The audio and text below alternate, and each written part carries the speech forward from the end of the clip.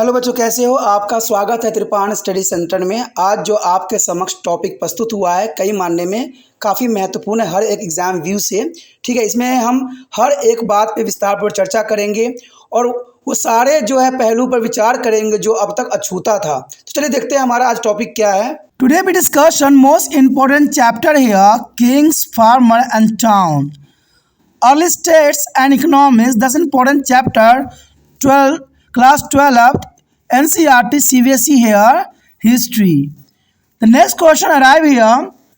How do the modern historians explain the development and growth of Magad power? Explain a very, you know that's important.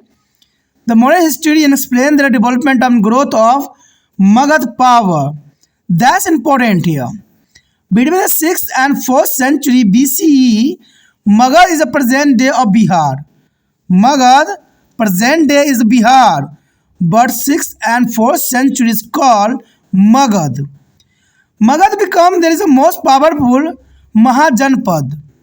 The Magad is the most powerful on 6th and 4th century. There is Mahajanpad and present day of the Bihar. Modern historians explain the development of variety of ways here.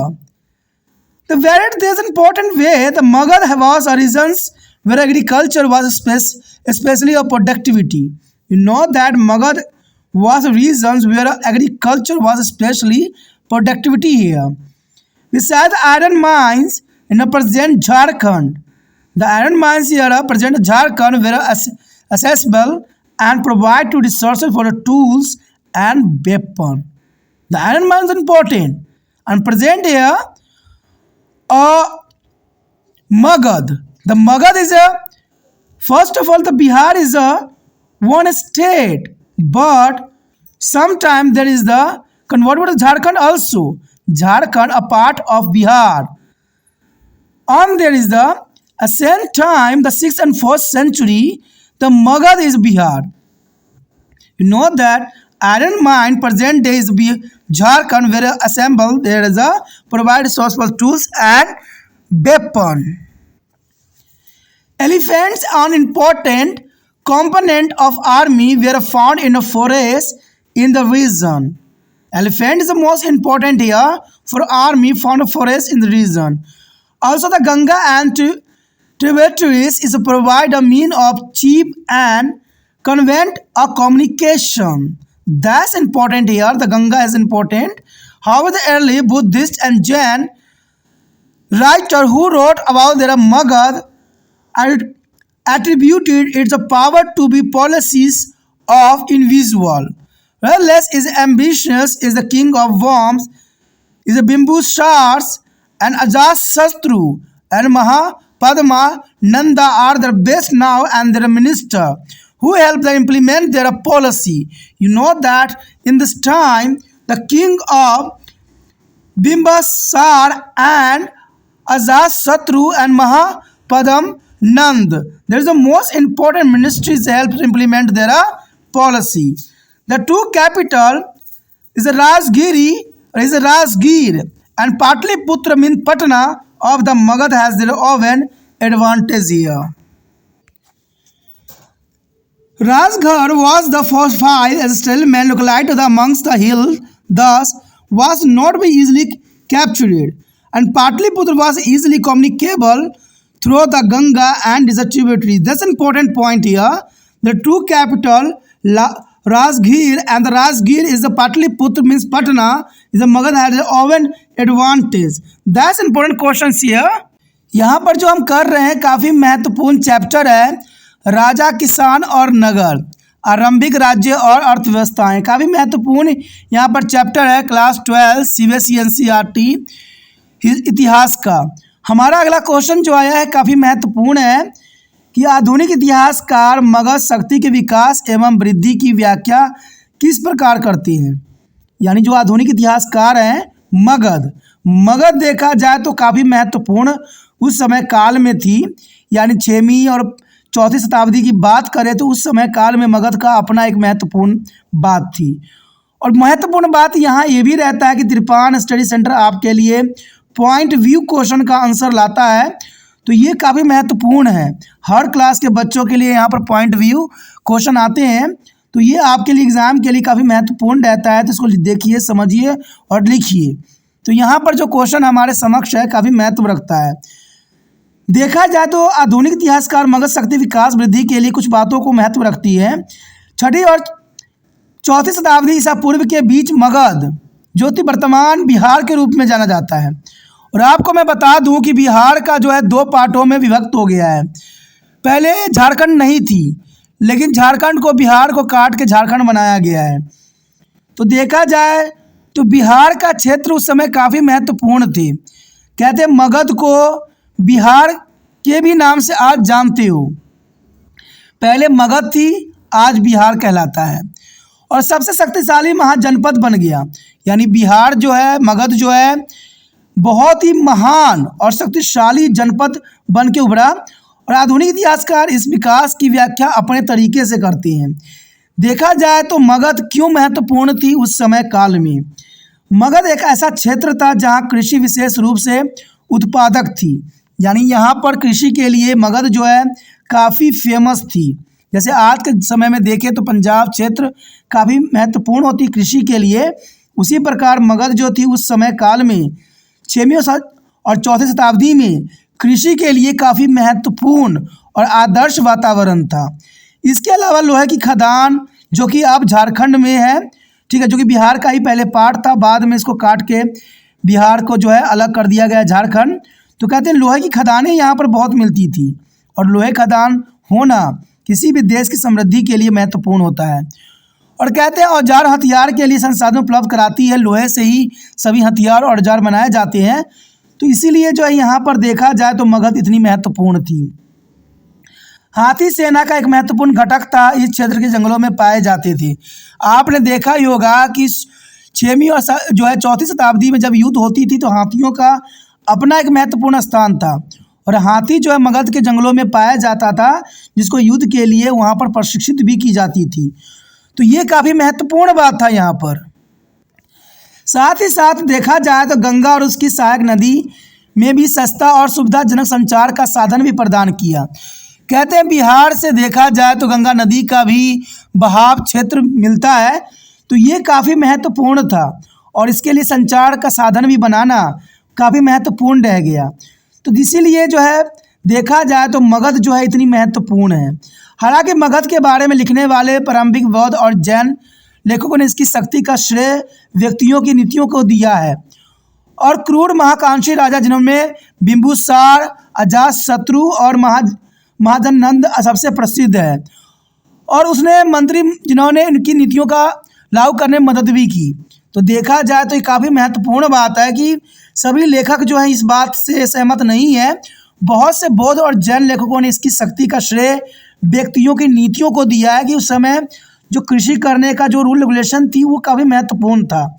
लेकिन देखा जाए तो यहाँ पर बहुत ही महत्वपूर्ण बात ये भी आता है कि वहाँ पर क्रूर महत्वाकांक्षी राजा, जिनमें बिंबुसार का नाम आता है, अजातशत्रु का नाम आता है, महानंद जो है सबसे प्रसिद्ध राजाओं ने यहाँ पर जो है अपने साथियों मंत्रियों से मिल के जो है काफ़ी क्षेत्र को आगे बढ़ाया।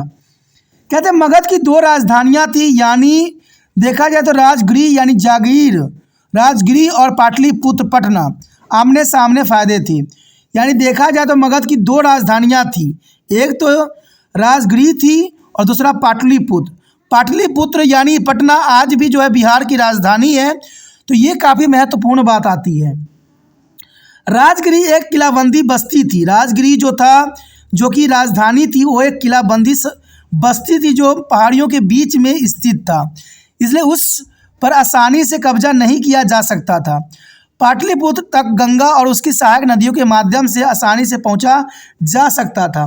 यानी पाटलिपुत्र, आपको पता ही है, गंगा जो है पाटलिपुत्र से होते हुए आगे बढ़ती है कलकत्ता के लिए।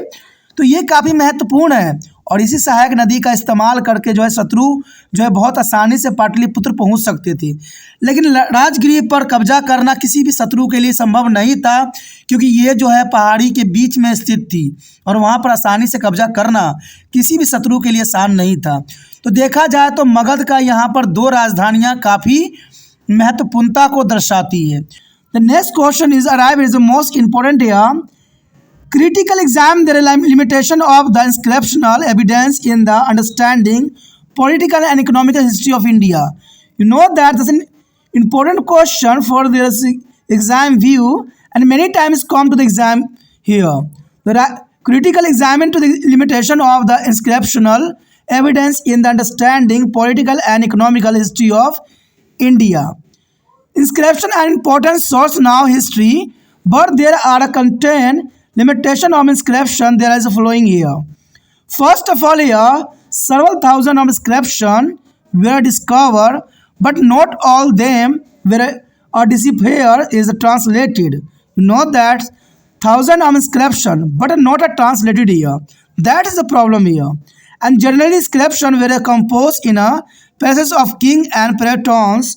Example, Prayaga Prasastri was the composed in a Sanskrit by the Hari Sen. The court of poet Samudragupta. That's important here, and the same point for the all questions. From this inscription, we know about the generosity's administrative capability of the king. Samudragupta, who was described as equal to different dynasties here. That's important. From the inscription, we know that about the generous administrative capability of the king Samudragupta, who was described as equal to different dynasties here. The context of the inscription variably projected there is a perspective of the person who is commissioned it. And but it's not recorded that what we are considered political and economically significant fact of that period. No, that is important. Not recorded what we are consider a political and economical significant fact that a period. For example, routine agriculture practice, the joy and sorrow of the common people were not mentioned in this inscription. That's an important point here. The routine agriculture practice, the joy and sorrow, common man and common people were not mentioned in this inscription. That's an important point here. History is not only to histories of kings, it includes different social group and even is a marginalized to the section of our society. You know that's important. History is not only to histories and the of king. There is include a different social groups even to the marginalized section of our society. From mid or 12th century, historians become more interested in the political and economical change of society. There in which a different social and group emerge. That's important 12th century here. And this lead to the fresh investigation of all sources, and this is a respect inscription has its own limitation to the interrupt political and economical history of India. That's important point here. Let's see next. यहाँ पर जो हमारे समक्ष आया है राजा, किसान और नगर, आरंभिक राज्य और अर्थव्यवस्थाएं, काफ़ी महत्वपूर्ण हमारे समक्ष चैप्टर आया है क्लास 12वीं इतिहास के CBSE NCERT के अंतर्गत। और यहाँ पर जो हमारा अगला क्वेश्चन आया है काफ़ी महत्वपूर्ण है कि भारत के राजनीतिक और आर्थिक इतिहास को समझने में अभिलेखित साक्ष्यों की सीमाओं का आलोचनात्मक परीक्षण करें। ये कई महत्वपूर्ण क्वेश्चन है, कई बार एग्जाम में आ चुका है, तो ये काफ़ी महत्व रखता है और आपके समक्ष तिरपान स्टडी सेंटर ने इसको पॉइंट व्यू से लेके आया है, तो ये आपके लिए और भी महत्वपूर्ण हो जाता है याद करना, क्योंकि यहाँ पर सिर्फ पॉइंट व्यू ही नज़र आती हैं और पॉइंट याद करना किसी भी बच्चों के लिए बहुत आसान रहता है। एक दो बार समझिएगा, ऑटोमेटिक सब माइंड में आपको आ जाएगा। तो यहाँ पर क्वेश्चन साफ है कि भारत के राजनीतिक और आर्थिक इतिहास को समझने में अभिलेखीय साक्ष्यों की सीमाओं का हमने आलोचनात्मक परीक्षण करना है। देखा जाए तो इतिहास जानने के लिए शिलालेख महत्वपूर्ण स्रोत होते हैं, लेकिन शिलालेखों की कुछ सीमाएं होती हैं, वो शिलालेख काफ़ी महत्व रखता है, क्योंकि शिलालेख से ही हम इतिहास को जान सकते हैं, समझ सकते हैं। कई हजार शिलालेख खोजे गए हैं, देखा जाए तो कई हजार शिलालेख हमें मिले हैं, लेकिन इनमें से सभी को पढ़ा या अनुवाद नहीं किया जा सका है। सबसे बड़ी बात जो है हड़प्पा कल्चर की सभ्यता के जो हमें शिलालेख मिली है उसको ना तो पढ़ा जा सका है, ना अभी तक समझा जा सका है। कहते हैं ऐसे ही हमें कई हजार शिलालेख मिले हैं और ना ही इसको अनुवाद किया गया है और नहीं पढ़ा जा सका है। आमतौर पर शिलालेख राजाओं और संरक्षण की प्रशंसा में लिखे जाते थे, जो काफ़ी महत्वपूर्ण बात है।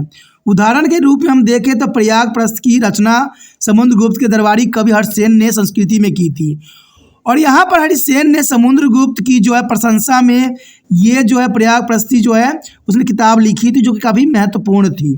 तो देखा जाए तो आमतौर पर जो ये शिलालेख जो है राजाओं के और संरक्षण की प्रशंसा में लिखी जाती थी, तो इसमें वास्तविकता से बहुत दूर थी, इसमें सच्चाई की कमी थी, इसमें बहुत बातें जो है झूठी भी इसमें सम्मिलित की गई थी।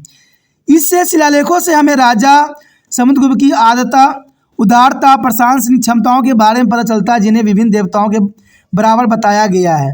यानी देखा जाए तो इनमें से मैंने कहा ना कि पहले ही जो राइटर हैं, जो पोएट हैं, उस राजा के विशेषता के बारे में ही बताते हैं, और यहाँ पर भी इसमें हमें यही बात देखने को मिला कि इसमें जो है राजा समुद्रगुप्त की उदारता, प्रशासनिक क्षमता के बारे में पता चलता है, और साथ में ये भी पता चलता है कि ये राजाएं अपने आप को देवता के बराबर बताया करते थे और अपने आप को देवता साबित करने में लगे हुए थे। और ये सब हमें सिर्फ उन लिखी हुई बातों से पता चलती है जो शिलालेखों में हमें मिली है।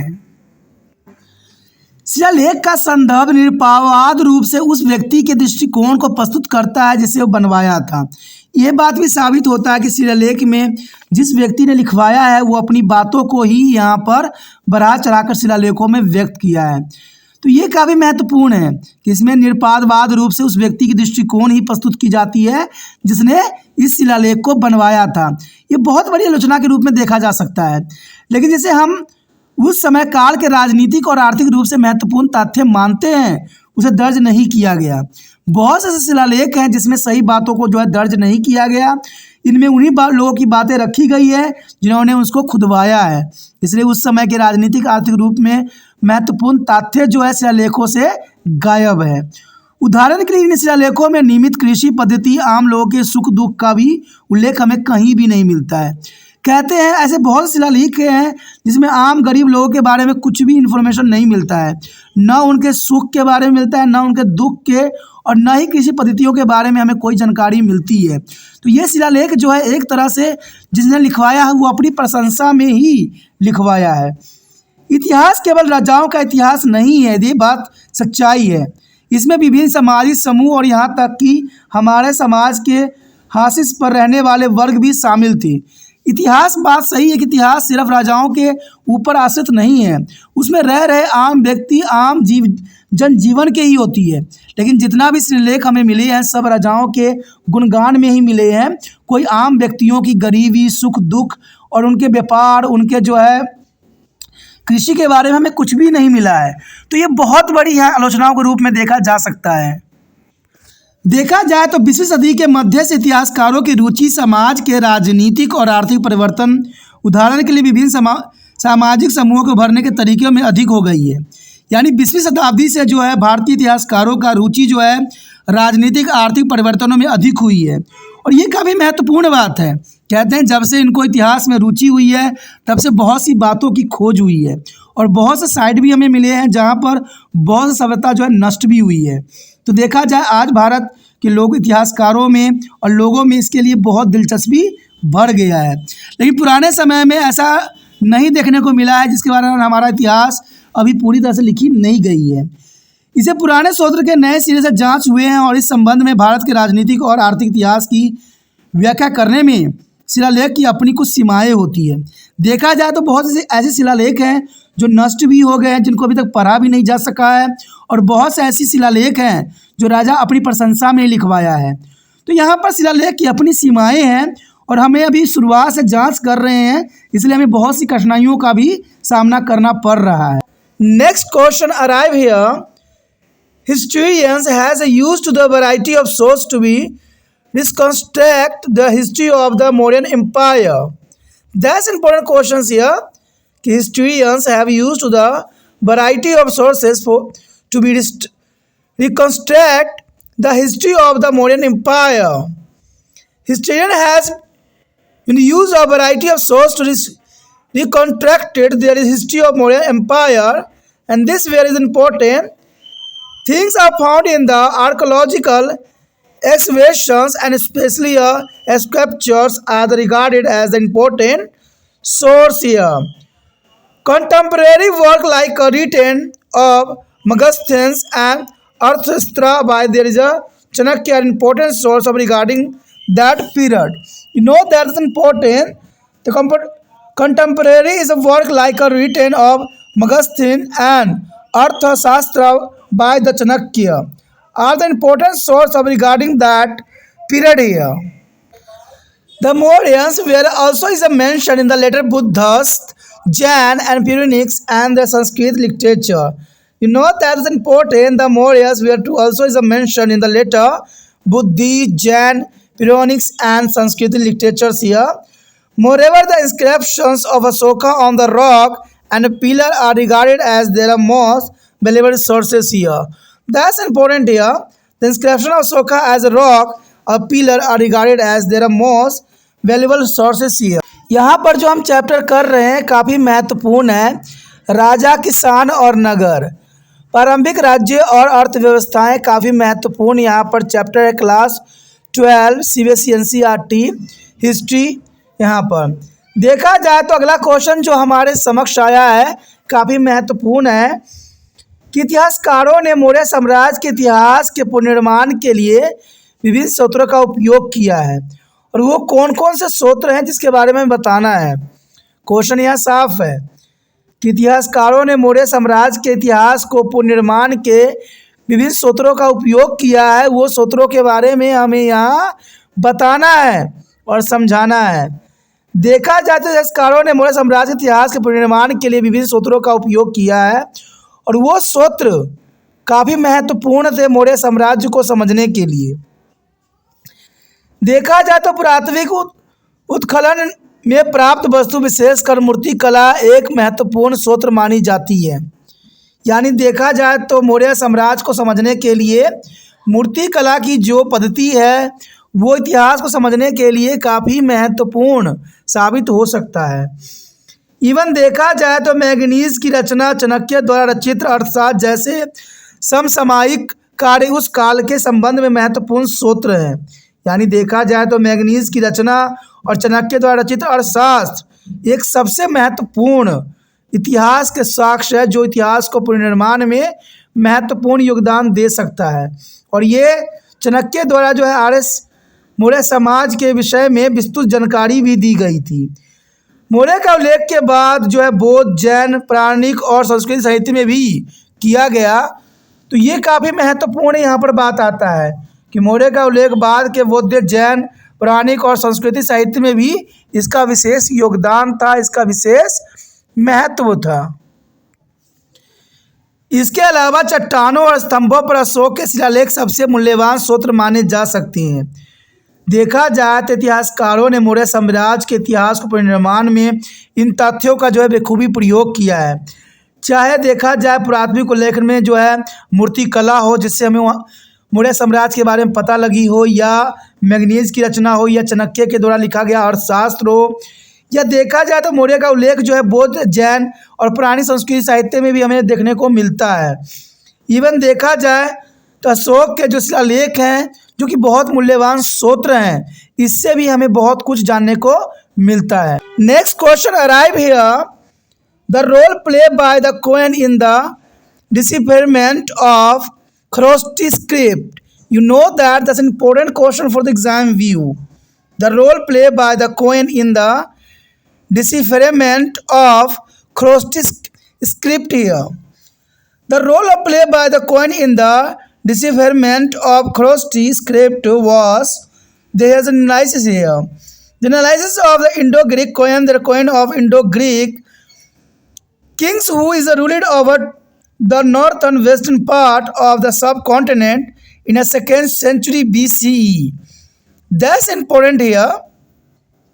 The coin of Indo-Greek kings who ruled over to the northwestern part of subcontinent in a 2nd century BCE here, and were analyzed by the epigraphist here.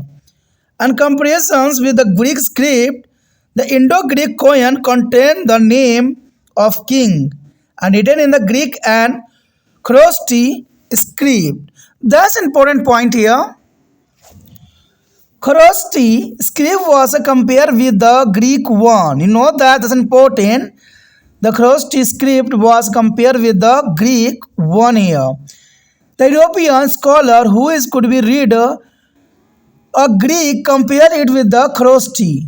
You know that's important point here. The European scholar who could read a Greek compare with the Kharosthi. There were a few similarity. Example, letter A was even the both script for the written names such as Apollodorus here. You know that's important. His comparability similarity here. So A was used to the both script. And James of Prinsep identified the language of Kharosthi as a Prakritik. Kharosthi as a Prakritik. After that, it become possible to read a longer inscriptions easily. That's important here. The James is a precepts of identify their language of Kharosthi as a Prakritik. And after that is become a possible to read a longer inscription easily. यहाँ पर जो हम chapter कर रहे हैं काफ़ी महत्वपूर्ण है। राजा, किसान और नगर, प्रारंभिक राज्य और अर्थव्यवस्थाएं। ये क्लास 12वीं इतिहास NCERT CBSE पे आधारित है। हमारा अगला क्वेश्चन जो आया है काफ़ी महत्वपूर्ण है एग्जाम व्यू से। खरोष्ठी लिपि को समझने में सिक्कों की क्या भूमिका है? नो दैट काफ़ी महत्वपूर्ण क्वेश्चन यहाँ पर है कि खरोष्ठी लिपि को समझने में सिक्कों की क्या भूमिका हो सकती है। देखा जाए तो खरोष्ठी लिपि को समझने में सिक्का की भूमिका अहम होती है, क्योंकि सिक्के से हमें उस समय काल के बारे में बहुत सी बातें समझ में आती है। देखा जाए तो इंडो ग्रीक सिक्कों का विश्लेषण इंडो ग्रीक राजाओं के सिक्कों जिन्होंने ईसा पूर्व से दूसरी ईसा पूर्व में उपमहाद्वीपों के उत्तर पश्चिमी भाग पर शासन किया था, शिलालेख शास्त्री द्वारा विश्लेषण भी किया गया। यानी हम सिक्के से ही एनालाइज कर सकें कि इंडो ग्रीक राजाओं ने सिक्कों का किस प्रकार जो है उपयोग किया और उसने किन शब्दों का जो है सिक्कों पर अंकित किया, क्योंकि सिक्कों पर भी बहुत सी ऐसी बातें लिखी जाती है जो उस समय के इंस्क्रिप्शंस रहती है। ग्रीक लिपि से तुलना और इंडो ग्रीक सिक्कों पर राजाओं के नाम ग्रीक और खरोष्ठी लिपि में लिखे हुए हैं। अब देखिए इस बात से ये साबित हो जाता है कि इस समय काल में वो खरोष्ठी लिपि से भली भांति परिचित थे, क्योंकि जितने भी सिक्के हमें प्राप्त उस समय हुआ सभी सिक्कों पर राजाओं के जो नाम अंकित थे वो खरोष्ठी लिपि में लिखे गए थे। तो ये बात काफ़ी महत्व रखता है कि अगर हम ग्रीक लिपि से तुलना अगर इंडो सिक्कों के राजाओं के नाम को करें तो सारे जो थे खरोष्ठी लिपि में लिखे हुए थे। खरोष्ठी लिपि की तुलना यूनानी लिपि से भी की गई है, क्योंकि खरोष्ठी लिपि जो है यूनानी लिपि में भी देखने को हमें मिला है कई स्थानों पर। तो इससे ये पता चलता है खरोष्ठी लिपि जो है यूनानी लिपि से भी काफ़ी मिलता जुलता है, कई शब्द जो हैं एक जैसा ही देखने को मिलता है। कहते जो यूरोपियन विद्वान ग्रीक पढ़ सकते थे उन्होंने इसकी तुलना खरोष्ठी से की थी। यानी जो विद्वान थे, जो यूरोपीय विद्वान थे उन्होंने ग्रीक पढ़ सकते थे, उन्होंने खरोष्ठी लिपि की तुलना की। देखिए जब तक आपको दो लिपियों की ज्ञान नहीं होगा तब तक आप एक दूसरे के साथ तुलना नहीं कर सकिएगा, क्योंकि कई शब्द जो होते हैं दूसरे लिपि के शब्द जो होते हैं पहले लिपि में मिल रहे होते हैं। तो यहाँ पर बहुत से विद्वानों ने इस बात को जाना, समझा और फिर इसकी तुलना भी की। कुछ समानताएं थी, जैसे अपोलोडेस्ट जैसे नाम लिखने के लिए दोनों लिपियों में ए अक्षर का उपयोग किया गया था। तो ये तुलना करने से हमें पता चला कि कई लिपियां जो थी एक दूसरे से संबंधित थी। यानी ये बात तो साफ समझ में आता है कि इस समय काल में जो है सारे राज्य एक साथ थे, क्योंकि इतनी समानताएं साथ रहने से ही पता लगता है। देखा जाए तो यूरोप हो या ग्रीक हो, कहते कई क्षेत्रों में ये बात देखने को मिला है और इनकी लिपियों में काफ़ी समानता भी देखने को मिली। और इससे ये बात होता है कि ये दूसरे जो है किसी न किसी रूप में प्रभावित जरूर हुए होंगे, क्योंकि देखा जाए कि जो अक्षर ए का उपयोग किया गया था हमें दोनों जगह पर देखने को मिलता है। तो इससे ये बात साफ होता है कि दोनों एक दूसरे से प्रभावित थे। जेम्स प्रिंसेस ने खरोष्टी की भाषा प्राकृतिक बताई है। खरोष्टी लिपि की जो भाषा है बेसिकली प्राकृतिक ही रखी गई है और इसके बाद लंबे शिलालेखों को आसानी से पढ़ना संभव हो गया, क्योंकि ये सारे लिपि जो थे प्राकृतिक भाषा में थी और प्राकृतिक भाषा को पढ़ना सरल और आसान रहता है। तो यहाँ पर देखा जाए तो लिपि काफ़ी महत्वपूर्ण है। कहते हैं लिपि जो होता है किसी भी सभ्यता के लिए, समझने के लिए, जानने के लिए जो है हम सिक्कों का ही उपयोग करते हैं, क्योंकि लिपि जो होती है सिक्कों में भी अंकित होती है। अगर आज समय में देख लीजिए सिक्के जो भी बनती है उसमें इंग्लिश वर्ड का उपयोग किया जाता है या हिंदी शब्दों का भी उपयोग किया जाता है। तो उसी समय भी जो उस समय की भाषा हुआ करती थी उसी भाषा को जो है सिक्कों पर भी अंकित की जाती थी। तो सिक्का जो है हम लिपियों के अध्ययन के लिए उपयोग कर सकते हैं, वो काफ़ी महत्वपूर्ण रहता है। तो इसी के साथ हमारा ये टॉपिक ख़त्म हो जाता है। ये क्वेश्चन जो था काफ़ी महत्वपूर्ण था एग्ज़ाम व्यू से, जो मैंने आपको समझाने की कोशिश किया। यहाँ पर सिर्फ 6 पॉइंट है जो एग्ज़ाम व्यू से काफ़ी महत्वपूर्ण रखता है और ये सारे पॉइंट बहुत आसान छोटे हैं, तो आप बहुत ही आसानी से याद कर सकती हो। Next question arrive here, explain the agriculture practice flow by the cultivator to increase of productivity from to C of 600 BCE to the 600 CE. You know that that's important questions here. Explain the agriculture practice followed by the cultivator to increase productivity from to the 600 BCE to 600 CE. That's an important question for the exam view here. Agriculture practice were transferred from to 6th century BCE. The agriculture practice were transformed from 6th century BC onward because of increasing burden of taxes imposed by state. You know that's important. The increasing of burden of taxes imposed by the state. The kings demanded a considerable taxes from the subject from 6th century BC onward. No, that is important. The king demanded a considerable taxes from the subject from 6th century BC onward. In order to fulfill this demand from more taxes, the farmers started to finding new means to increase the production of their crops. That's important point here. The taxes for the farmers started to finding new means to increase the production of their crops. This new means were here, that's important. Shift to about to the plug agriculture practice were to significantly transferred by the shift to plug agriculture, and which spread in the fertile alluvial rivers valleys such as those of the Ganga and the Kaveri. That's important here, new means here. And use of iron tapered is a plug share in the area of high rainfall. The use of iron taper is a plug share turn their alluvial soil into be highly fertile ground.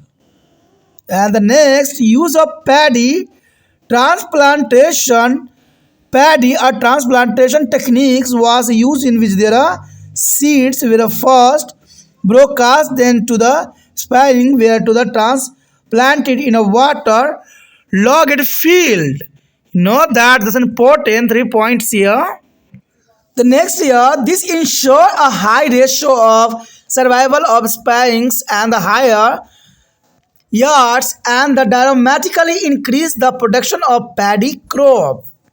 That's important, and thought there is this process require high degree of manual labor here. And use of irrigation to increasing of productivity. Irrigation was another strategy to increase the agriculture production here. The irrigation was done thought there's wells as a tank, and sometimes there are canal were used. Our communities was well as individual organized The construction of irrigation works here. The process of construction of irrigation was often recorded in the inscription by the kings. That's important. The use of such technologies led to be an increase in agricultural production, which ultimately lead to a growing differentiation amongst people engaged in agriculture. The large landholder and villager headmen emerged as a powerful figure who exercised to control over the cultivator or agriculture laborers here. And thus there was the remarkable change in the field of agriculture from 6th century BC here. यहाँ पर जो हम कर रहे हैं chapter काफ़ी महत्वपूर्ण है। राजा, किसान और नगर, आरंभिक राज्य और अर्थव्यवस्थाएं काफ़ी महत्वपूर्ण चैप्टर है क्लास 12वीं NCERT CBSE जो है इतिहास का। हमारे समक्ष जो अगला क्वेश्चन आया है कि 600 ईसा पूर्व से लेकर 600 ईसा तक उत्पादकता बढ़ाने के लिए कृषकों द्वारा अपनाई गई कृषि पद्धतियों की व्याख्या करना है। काफ़ी महत्वपूर्ण क्वेश्चन है कि 600 ईसा पूर्व से लेकर 600 ईसा तक जो उत्पादकता बढ़ाने के लिए यानी प्रोडक्टिविटी बढ़ाने के लिए कृषकों द्वारा यानी जो है किसानों के द्वारा अपनाई गई वो कौन कौन से कृषि पद्धति थी उसके बारे में हमें यहाँ बताना है। तो यहाँ साफ क्वेश्चन है, इसमें कोई डाउट नहीं होना चाहिए। राज्य द्वारा लगाए गए करों को बढ़ते बोझ के कारण 6ठी शताब्दी ईसा पूर्व से कृषि पद्धतियों में बदलाव आया। देखिए ये हमेशा रहा है कि सरकार हमेशा किसानों पर ही दबाव डालती है, क्योंकि देखा जाए तो किसानी ही प्राथमिक जो है उद्योग है हमारे लिए, क्योंकि हमें पता है कि भारत कृषि प्रधान देश हमेशा रहा है और इसलिए राजा द्वारा लगाए गए करों के बढ़ते बोझ के कारण 6ठी शताब्दी ईसा पूर्व में कृषियों की पद्धति में काफ़ी बदलाव हमें देखने को मिला। 6ठी शताब्दी ईसा पूर्व से राजाओं ने प्रजा से काफ़ी करों की मांग की, क्योंकि देखा जाए सभी राजा जो है अपने खजाना भरना चाहते थे और ये सिर्फ जो है किसानों पर कर लगा के ही प्राप्त किया जा सकता है। जैसे आपको पता ही होगा कि अभी हम आधुनिक युग में हैं, यहाँ पर भी सरकार का जो है पूरा खर्चा पानी चलता है तो वो करों के कारण ही चलता है। वो आपको एक नमक से लेके एक माचिस के तिल्ली तक जो है उस पर कर लगाते हैं और इससे वो कमाते हैं और इससे देश चलाते हैं। और जब नहीं बनता है, जब इनसे नहीं उनको होता है तो या तो रेट बढ़ा देते हैं या विश्व से जो है कर्ज लेते हैं। और देखा जाए तो आज इतने कर्ज हमारे देश को चढ़ा हुआ है जिसकी आप स्वयं भी कल्पना नहीं कर सकते। और ये इसलिए होता है क्योंकि आपको सरकार ये बताती है कि हम भारत को डेवलपमेंट बनाने के लिए हम कर्ज उठा रहे हैं, लेकिन ये कभी सरकार नहीं सोचती है कि जो हम कर्ज लेते हैं अगर वही हम जो है अपनी एग्रीकल्चर पे और प्रोत्साहित करें, उनको और बढ़ाएं और जो नुकसान प्राकृतिक के कारणों से हो जाती है उनको अगर हम बचा लें तो शायद हमें किसी देश से कर्ज लेने की आवश्यकता नहीं पड़ेगी। लेकिन सरकार इन बातों पर कभी नहीं सोचती है। और देखा जाए तो आज जो जोत के ज़मीन है, जो कृषि योग्य भूमि है, उस पर जो है आज इंडस्ट्रियलाइजेशन कर दिया गया है। बड़े बड़े ज़मीन के एरिया जो है बड़े बड़े कंपनियों को बेच दी गई है। तो इससे भारत गरीबी के उस मुकाम तक पहुंचता जा रहा है जो शायद आप लोग ने भी कल्पना नहीं की होगी। सरकार दिखाती है कि हमारा जीडीपी बहुत ऊंचे स्तर पर है, लेकिन अगर आप एनालाइज कीजिएगा तो आपको स्वयं ही समझ में आ जाएगा कि भारत का जीडीपी किस स्थान पर बिलोंग करता है। अगर आपके पास नेट है तो आप रिसर्च कर सकते हो कि भारत की जीडीपी में कितनी पॉइंट है। पॉइंट देखिएगा तो 2 से भी कम पॉइंट भारत के पक्ष में है, जबकि अमेरिका 90 पॉइंट से आगे है। समझ लीजिए 90 और 2, हमें 90 तक पहुंचने में न जाने कितने हज़ार साल लग जाएंगे, इसका कोई कल्पना नहीं किया जा सकता है। कारण क्या है कि हम सिर्फ दिखावटी जीवन जीते हैं। हम ये नहीं समझते कि जितना चादर हो उतना ही पैर पसारना चाहिए। हम सिर्फ ये दिखाना चाहते हैं कि भारत हर क्षेत्र में उच्च है और इसके कारण जो है हम अपने आप को ही बर्बाद करने के कगार पे खड़े कर चुके हैं। कहते हैं दोस्तों लालच बहुत बुरी बला है। दूसरा घर परिवार में कोई सामान खरीदता है तो हमें लालचाना नहीं चाहिए, लेकिन भारत ऐसा ही कर रहा है। वो अपने आप को जो है सुपर पावर के बीच में रखने की कोशिश कर रहा है। लेकिन हमें कहते हैं पहले अपने घर की समस्याओं को सुलझाना चाहिए, तब जाके जो है दूसरे घर की समस्या को देखना चाहिए। लेकिन भारत ये नहीं कर रहा है। भारत सिर्फ दिखावटी जीवन जी रहा है। कहते हैं जितना भारत सबसे अधिक पैसा इन्वेस्ट कर रहा है दूसरे कार्य में, वो देश की प्रगति नहीं है, देश की दुर्गति है। और ये आपको समय आने पर स्वयं ही आपको पता चल जाएगा कि भारत किस जगह बिलोंग करती है।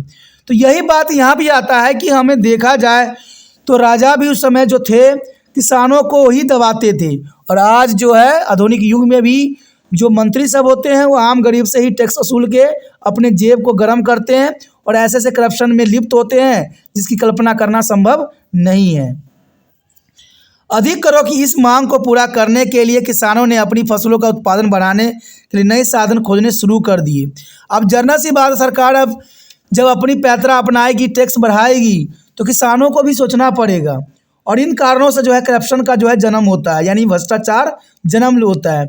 आज न्यूज़ लगा के देख लीजिए, हर जगह भ्रष्टाचार के कहीं ना कहीं न्यूज़ आता ही होगा। तो कहते हैं क्या राजनीति में हमने इतने भ्रष्टाचार लोगों को भर दिया है जो हमारे देश को जो है चाटते चले जा रहे हैं। आज कोई भी न्यूज़ चैनल खोल के देख लीजिए, किसी न किसी की जो है भ्रष्टाचार का जो है चिट्ठा सबके समक्ष प्रस्तुत की जाती है। तो आखिर क्या है, क्यों ऐसा राजनीति चल रही है? हमारा देश लगता है विकास नहीं कर रहा है, कहते हैं दुर्गति में जा रहा है, क्योंकि हमने ऐसे लोगों के हाथों में अपना देश को सौंप दिया है जो सही ढंग से नहीं चला पा रहे हैं, सिर्फ अपना ही जेब गर्म करते चले जा रहे हैं। आगे यदि हम देखें तो नए साधन थे। आखिर कौन कौन से नए साधन थे? हल की कृषि की ओर बदलाव और गंगा और कावेरी जैसी उपजाऊ जलोढ़ नदी घाटी में फैली हल कृषि की ओर बदलाव को कृषि प्रथाओं में महत्वपूर्ण बदलाव लाया। क्योंकि देखा जाए तो गंगा और कावेरी जैसी उपजाऊ जलोढ़ मिट्टी में जो है कृषि की प्रथाओं में काफ़ी महत्वपूर्ण हमें बदलाव देखने को मिला। लोहे की नोक वाले हलों का उपयोग, उच्च वर्षा वाले क्षेत्रों में लोहे की नोक वाले हलों के उपयोग ने जलोढ़ मिट्टी की कहते अत्यधिक उपजाऊ भूमि में बदल दिया। क्योंकि जो हमने लोहे की नोक इस्तेमाल किया वो काफ़ी महत्वपूर्ण थी। और जलोढ़ मिट्टी में इसकी उत्पादनता में भी काफ़ी वृद्धि हमें देखने को मिला।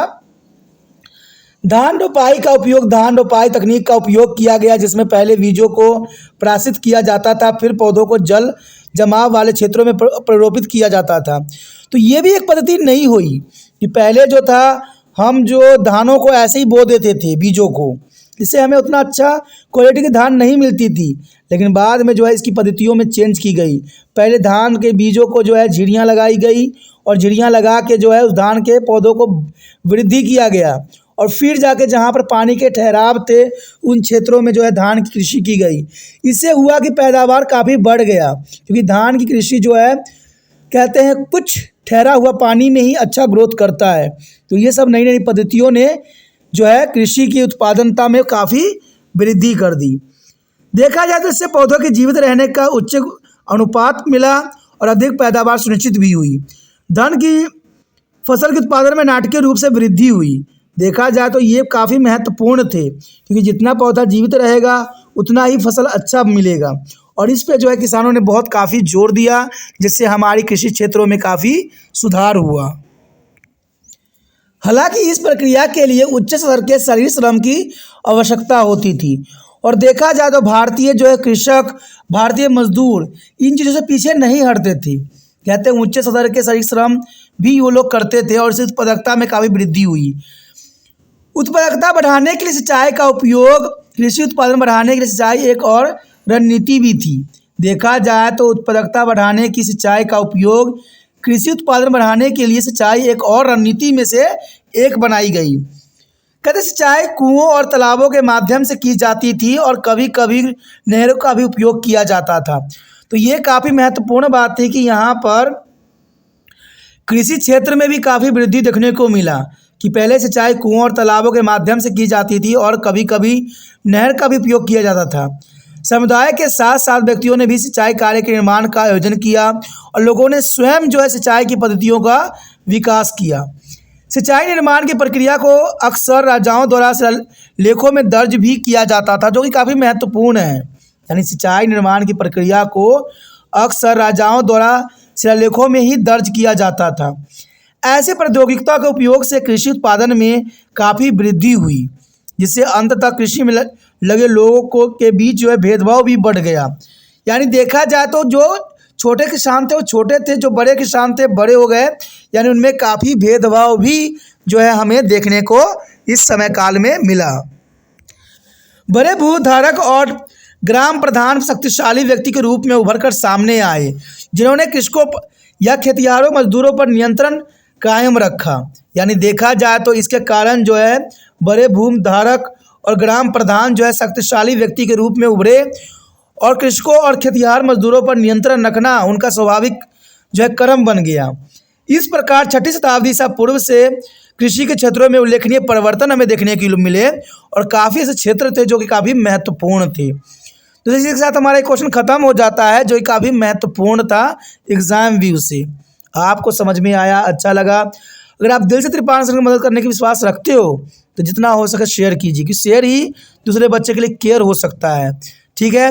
और एक बात जो महत्वपूर्ण रहता है, कभी वीडियो देखिए स्किप करके ना देखिए, वीडियो को आगे बढ़ा के ना देखें, इससे वीडियो गुणवत्ता नहीं समझ में आएगी, आपको क्वेश्चन समझ में नहीं आएगा। यहाँ पर जो है क्वेश्चन आपको पॉइंट व्यू है तो आपके एग्जाम के लिए काफ़ी महत्वपूर्ण रहता है। यहाँ पर 1 पॉइंट नहीं होती, 2 पॉइंट नहीं होती, 3 पॉइंट नहीं होता है, यहाँ पर 10-10, 12 पॉइंट होते हैं। तो आप कोई भी पॉइंट अगर आसानी से याद कर लेते हो जो आसान है तो ये एग्ज़ाम में आपको लिखने के लिए पर्याप्त होता है। सोचिए नहीं दोस्तों, जितना हो सके शेयर करने की भावना बरकरार रखिए। ठीक है, इससे जो होगा त्रिपाण सेंटर आगे बढ़ेगा और आपके लिए जो है अच्छा से अच्छा करेगा। साथ में पहली बार मेरे चैनल पे आए हो, पहली बार वीडियो देख रहे हो, समझ में आ रहा है, अच्छा लग रहा है तो जानना सी बात है दोस्तों, चैनल को सब्सक्राइब कर लीजिए। सब्सक्राइब कीजिएगा तो यहाँ पर आपको पता ही होगा 8 से लेकर MA तक के बच्चों के लिए बहुत कुछ है, समझने सोचने के लिए बहुत कुछ है। तो अभी सोचनिए नहीं, विचार ना कीजिए, अभी त्रिपाण को सब्सक्राइब करके मोबाइल में सेव कीजिए।